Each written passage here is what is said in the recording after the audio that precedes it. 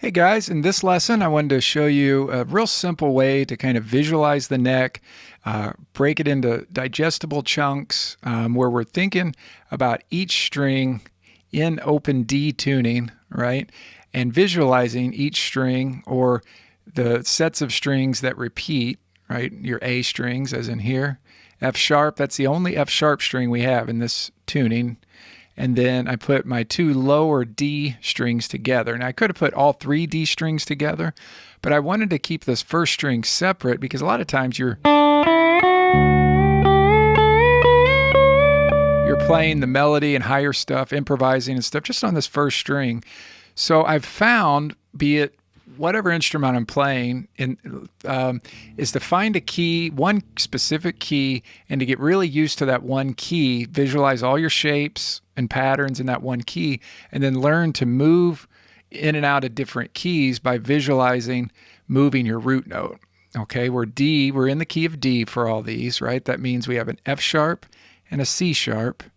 No matter which neck we have, you're going to see an F sharp and a C sharp. And so to visualize your root notes, your Ds, right, in this, so that when you move to different keys, you can take this whole shape of this string here, and you can move it down to where it would start, let's say on G. Then you'd be in the key of G if you keep all your fret spacing and everything the same. So let's talk about that. This is a major scale, right? D major scale. And you've got what's called a half step, meaning these notes are right next to each other. There's no fret in between the third and fourth note of your scale and the seventh and eighth note of your scale. Now, a lot of times you hear me call this, right, the first note of the scale, the root note. Well, we're going to call that one as well. It's root or one. And then we got two. There's our major third. There's our fourth. There's our fifth. There's the major sixth, major seventh, and the root. But really visualize how this looks. Whole step, meaning a fret in between. Whole step, fret in between. Half step. Whole step, whole step, whole step, half step.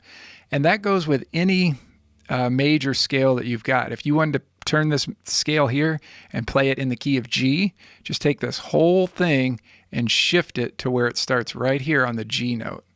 Just as this starts on the D note, right? Do all the same spacing and everything, but move the whole thing down to where it starts right here.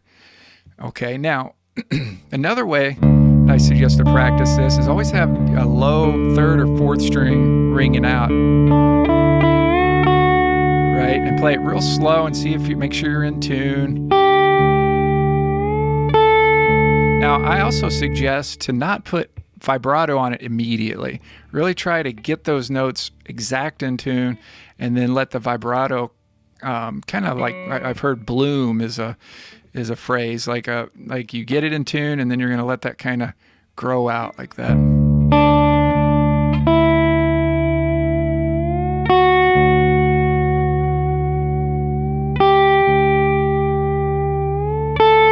So let that stay in tune. And let that vibrato kind of grow out from being in tune.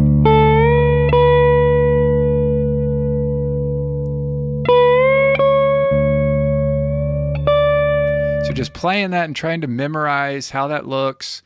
What I always said to students too is really try to look down at your fingerboard too. Look at the diagrams, but also look, after a while, look at the fingerboard and try to visualize those notes on the string. Like here's E. You'll visualize the letter E right there where you're playing. You're visualizing an F sharp there on your fourth fret, first string. G. So a lot of what I do is visual to play. And when I see this seventh fret first string, I see the note A there, and I see also that's the fifth of my scale. B, C sharp, D. So back and forth, really work on literally seeing the letter on the string. See that letter as much as you can. A real mind game, right? Okay, now if we go to the next strings, all this is it's still the same key signature, meaning an F sharp and a C sharp, but it just starts on the letter A. And keep in mind, we're just going up the alphabet here, right? Nothing fancy. We go up the alphabet. When we get to G, we start over with A, right? And then we have this F sharp and a C sharp there. A, B, C sharp, D, E, F sharp, G, A. So that's still in the key of D. We're just starting on the letter A, right? So really know that here's your root note then on your second, and here's your root note on your fifth string. That's where the D notes are. That's a real important note in that scale, right? And we go down to the F sharp. This is the major third of our scale. F sharp, G, still the same key signature, an F sharp and a C sharp, right? Remember, F sharp and G are right next to each other. C sharp and D are right next to each other.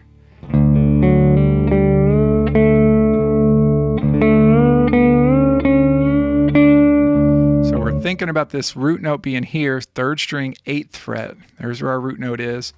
And then we've got, from there, we've got a whole step, whole step.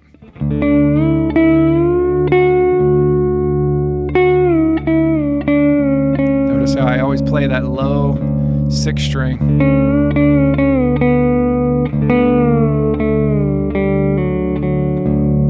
Now for these two strings, it's the same exact spacing as our first string, right?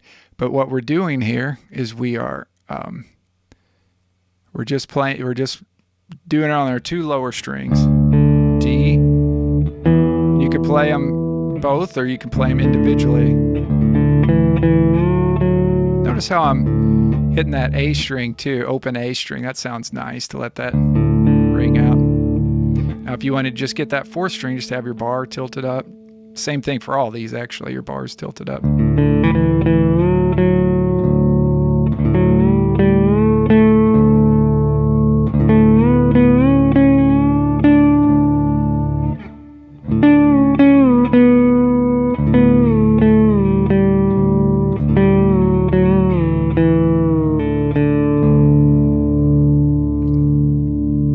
So just over and over, try to get each string grouping memorized, right? Just be playing each one.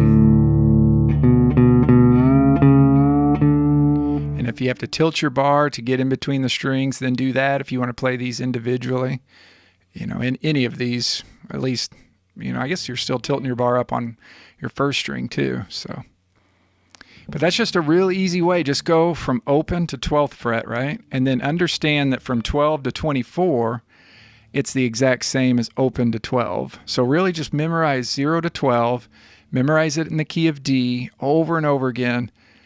You got all these great low D strings you can let ring out.